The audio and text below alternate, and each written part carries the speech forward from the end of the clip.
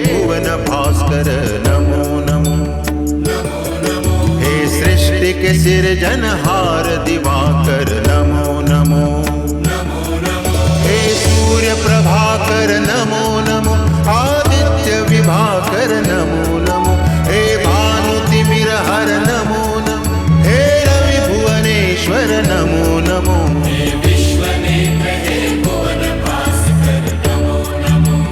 नमो नमो। हे सृष्टि के सिरजनहार दिवाकर नमो नमो। ओम सूर्याय नमो नमः। ओम सूर्याय नमो नमः। ओम सूर्याय नमो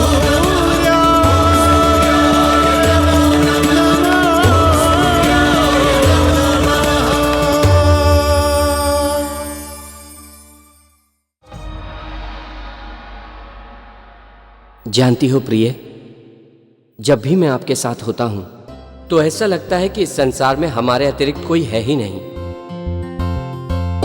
किंतु जब मैं आपसे दूर होता हूं तो ये संसार रंगहीन लगता है,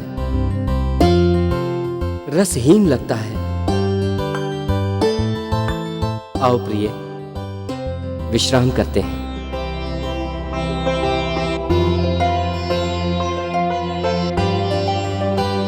स्वामी को मुझसे कितना प्रेम है, किंतु मेरी बहनें भी तो उनकी पत्नियां हैं और स्वामी ने तो उनका मुख भी ना देखने का प्रण कर लिया है। और मेरी सारी बहनें समझती हैं कि उनकी दुर्दशा का कारण मैं हूँ। मैं कैसे उन्हें समझाऊं कि ऐसा नहीं है।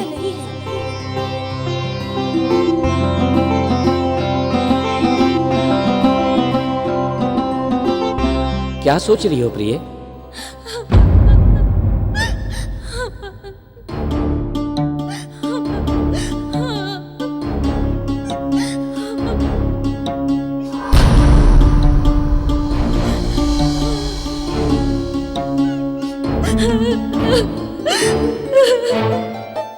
चुप रहो तुम। अब रोने से क्या होगा? रोने के अतिरिक्त हम कर भी क्या सकती हैं? हमारे भाग्य ने हमारे साथ छल किया है। इसी तरह भाग्य के नाम पे रोते रहोगे तो भाग्य हमेशा तुम्हें रुलाता ही रहेगा। तो फिर क्या करें हम? कहाँ जाएं? अपने पति के पास चलो, उनसे अपना अधिकार मांगो और उन्हें हमारा अधिकार देना ही होगा। ठीक कह रही है ये। हम पत्नियां हैं, मोल देकर खरीदी हुई दास या नहीं कि स्वामी जिस भी हाल में रखेंगे हमें रहना पड़ेगा। हमें उनसे चलकर बात करनी ही होगी। चलो। किंतु हमने जब भी कोई प्रयास किया है तब हमें पछताना पड़ा है। ऐसी ही बातों के कारण हमारे पति परमेश्वर हमसे रुष्ट होकर चले गए। अब यदि फिर से ऐसा करोगी तो वे और भी रुष्ट हो जाएंगे। बैठी रहो तुम लोग डर के और इसी प्रकार जीवन भर आंसू बहाती रहो। मैं तो जा रही हूँ स्वामी से बात करने। मैं भी। चलो। रुको बहनों, कहीं कुछ ऐसा मत कर बैठना कि हम सबके लिए अनिष्टकारक हो जाए। तुम दोनों की भूल का दंड हम सबको भोगना पड़ेगा। एक तो हम पहले से ही दुख के बोझ तले दबी जा रही हैं। अरे अब तो अपनी बहनों के मार्ग में कांटे मत बो। आज तुम हमें रोक रही हो, किंतु यह जान लो एक दिन स्वयं तुम्हें इसी मार्ग पे चलना ही पड़ेगा।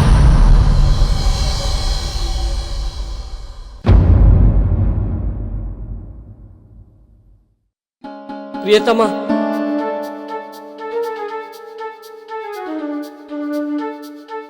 मैं आपके साथ हूं और आप कहीं और जा रही हैं। स्वामी, मुझे मेरी बहनों के पास जाने दीजिए। वे सब बहुत दुखी हैं। मेरा उनके पास जाना आवश्यक है। नहीं देवी रोहिणी, आज आपका उनके पास जाना बिल्कुल भी आवश्यक नहीं है। और आप मुझे वचन दीजिए कि मेरी आज्ञा के विरुद्ध आप उनके पास बिल्कुल नहीं जाएंगी।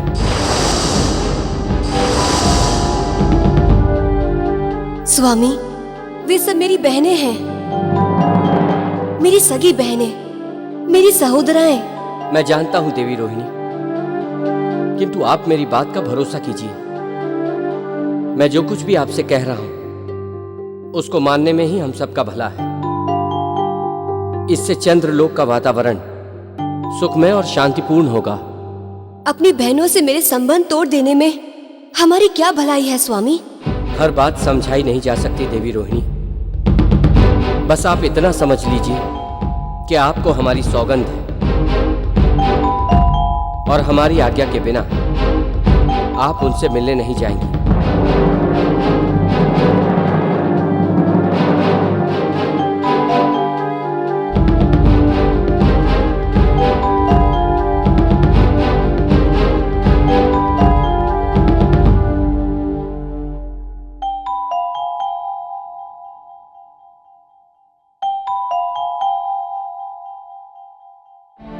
कदाचित ऋषिवर कश्यप की सौगंध से देवी दीति भी इस प्रकार रुक गई होती तो उनके पुत्र अपने गुरु शुक्रदेव के साथ इस प्रकार संसार के विनाश की भूमिका रचने नहीं जा रहे होते।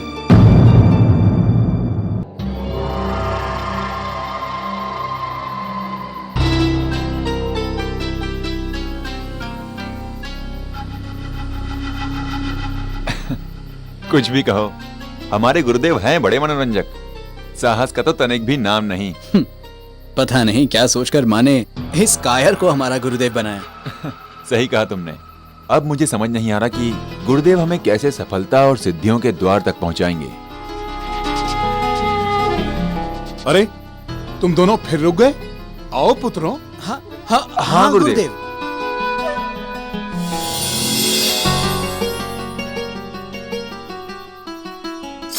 नारायण नारायण। हे भगवान सूर्य नारायण, आप भी अद्भुत हैं। कितने भोले हैं आप कि आपने दैत्य गुरु शुक्राचार्य की मनोकामना पूर्ण कर दी। जबकि आप ही नहीं अपितु सारा संसार जानता है कि दैत्य गुरु शुक्राचार्य आपके प्रति द्वेष की भावना रखते हैं, आपसे प्रतिशोध की इच्छा रखते हैं।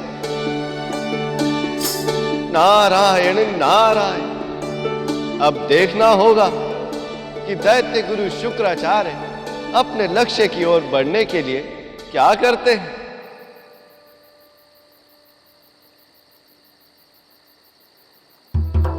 भ्राताश्री, तुम्हें क्या लगता है, ये गुरु सच में तपस्या योग्य स्थान ढूंढ रहे हैं या हमें यूं ही वन में भटका रहा है?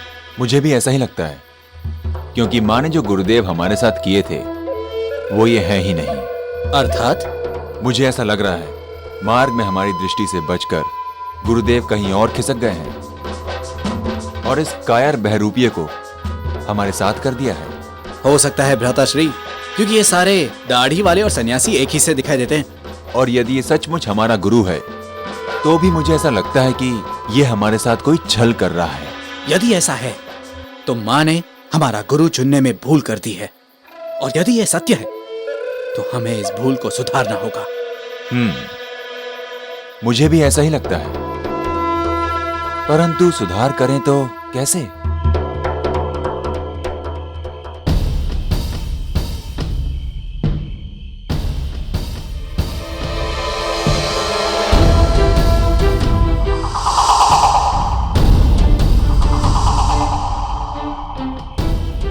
कब आएगा वह दिन जब मेरे दोनों पुत्र अपनी तपस्या पूरी करके लौटेंगे?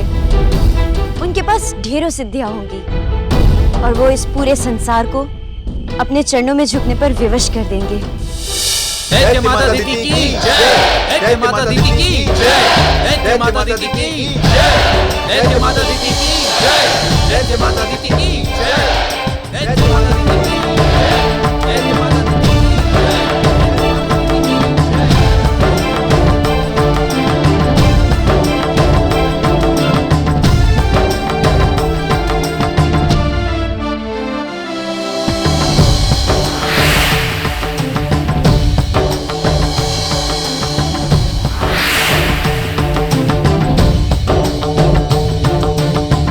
दैत्य माता की जय, दैत्य माता की जय, दैत्य माता की जय, दैत्य माता की जय। पुत्रों, जाओ और जाकर स्वर्ग पर अपना राज प्राप्त करो।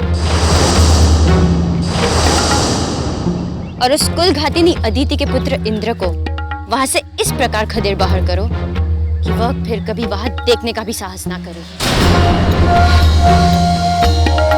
आपकी आज्ञा सर माथे पे माँ, हमें आशीर्वाद दीजिए, हम युद्ध में विजय प्राप्त करें। मेरा आशीर्वाद तो सदा तुम्हारे साथ है पुत्रों।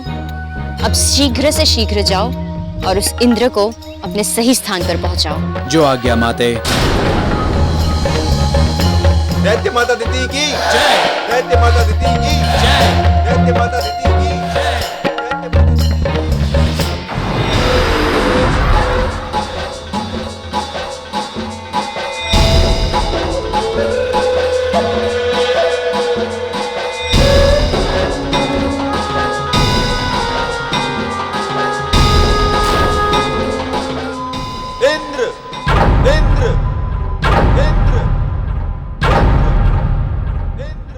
दुष्ट इंद्र, बहुत दिन तूने स्वर्ग का सुख भोग लिया। यदि अपने प्राण बचाना चाहता है तो सिंहासन खाली कर और तुरंत स्वर्ग लोक से भाग जा। देखो, मैं हिंसा में विश्वास नहीं करता, किंतु यदि तुम दोनों इस प्रकार से यहाँ पर उत्पात मचाओगे तो मेरे सैनिक पल भर में तुम्हें यमलोक पहुंचा देंगे। सैनिकों के बल पर युद्ध नहीं जीते जाते कायर। जो वीर होते हैं वो सामने आकर युद्ध करते हैं। साहस है तो हमारे साथ आकर युद्ध कर।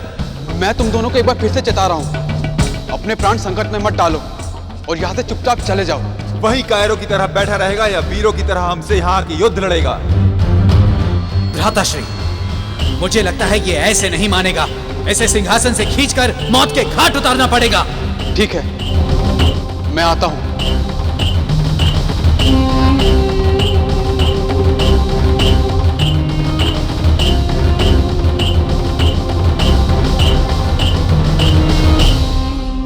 किंतु दो लोगों का एक के साथ लड़ना वीरता नहीं कहलाता। सही कह रहा है तू। तेरे लिए तो मैं अकेला ही काफी हूं।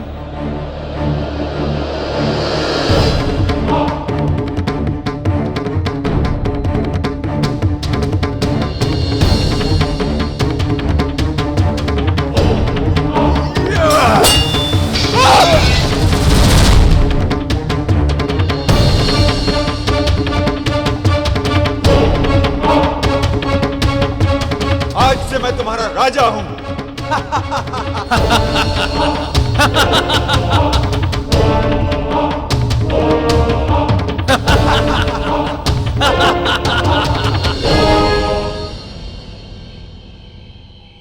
पिताश्री? हाँ, किन विचारों में खोई हो तुम? किंतु आप इस समय? ये तो बहुत अच्छा समय है। रात्रि का अंतिम प्रहर है, भोर होने वाली है, किंतु तुम इस समय तक क्यों जाग रही हो? मैं रात्रि भर अपने सुपुत्रों के विषय में सोचती रही। उनके विचारों में डूबे डूबे नींद ही नहीं आई। उनकी चिंता छोड़ दो पुत्री, तुम्हारे पुत्र बहुत सुरक्षित हाथों में है। शुक्रदेव से सर्वश्रेष्ठ गुरु तुम्हारे पुत्रों को मिल ही नहीं सकता। नहीं पिताश्री, मैं चिंतित नहीं हो रही थी, मैं तो प्रसन्न हो रही थी। किंतु आप यहाँ इस समय? हम सोच रहे थे कि वापस अपने राजधानी चले जाएं। यात्रा के लिए समय बहुत उचित है। नहीं पिताश्री, अभी मुझे आपसे कुछ काम है। अच्छा, क्या काम है, बोलो। मैं तपस्या में लीन अपने पुत्र को बस एक बार देखना चाहती हूँ। आप मुझे वहां लेकर चलेंगे? ये भी कोई कहने की बात है पुत्री? जीवन में हमने कभी तुम्हें आज तक ना कहा है जो आज कहेंगे। तैयार हो जाओ। अभी होती हूँ। किंतु पिताश्री, कहाँ होगे मेरे दोनों सुपुत्र?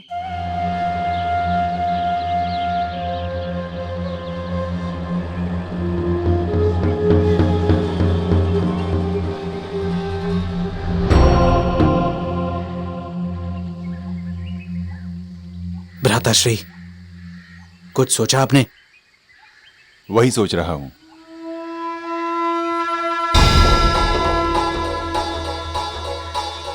आओ मेरे साथ।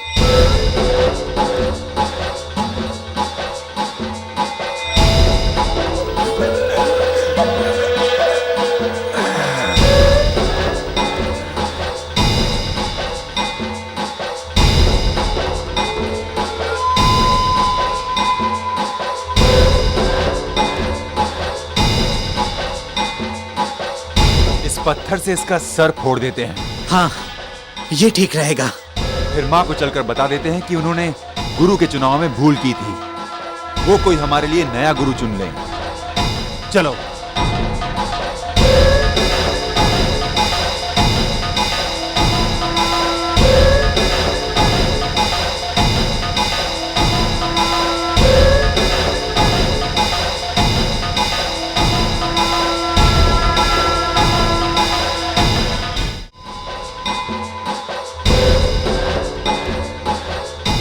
भ्राताश्री, हाँ, ये पत्थर मारने से पहले इसे चेतावनी देकर आक्रमण करूं?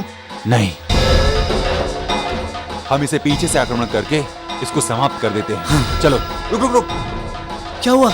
अगर हमने इसे अभी समाप्त कर दिया तो मेरी एक इच्छा पूर्ण नहीं हो पाएगी। कौन सी इच्छा? मेरी इच्छा है कि इसका जूड़ा पकड़ के मैं खींच दूं।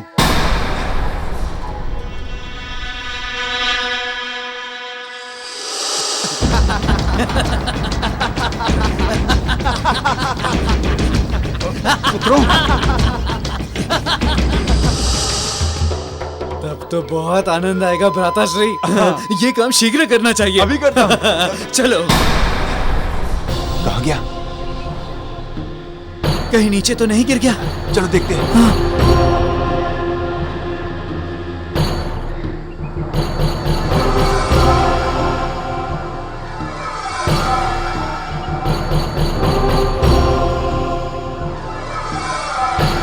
यहाँ तो नहीं है। फिर कहाँ गया? चलो खोजते हैं। नारायण नारायण, धिक्कार है अपने गुरु के प्रति ऐसे विचार। मनुष्यता का तो नाम ही नहीं है, किंतु होगा भी कैसे?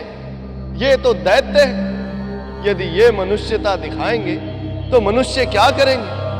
किंतु अब इस दैत्य जाति के आगमन से इस संसार का क्या होगा? अत्याचार, अनाचार, पापाचार, यही सब इस संसार का नित्य प्रतिक्रम हो जाएगा। हे भगवान सूर्यदेव, आपने क्या सोचकर देवी दिति के गर्भ से इन दैत्यों का जन्म करवाया? गुरुदेव! गुरुदेव! गुरुदेव! गुरुदेव! गुरुदेव! गुरुदेव! गुरुदेव! गुरुदेव!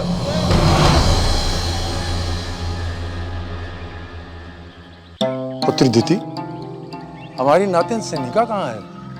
अरे हाँ, उसे तो मैं भूल ही गई। न जाने किस दशा में होगी वह। किस दशा में? तात्पर्य? तुम्हें नहीं पता कहाँ है वो?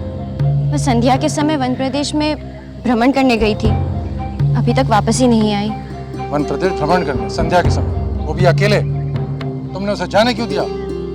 उसने मुझसे कहा कि मेरे बल के सामने वन्य पशु क्या है।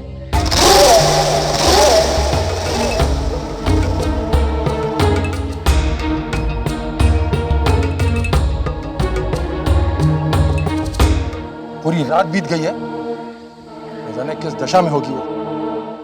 ठीक है, तुम यहीं रुको, हम अभी से ढूंढ कर लाते हैं।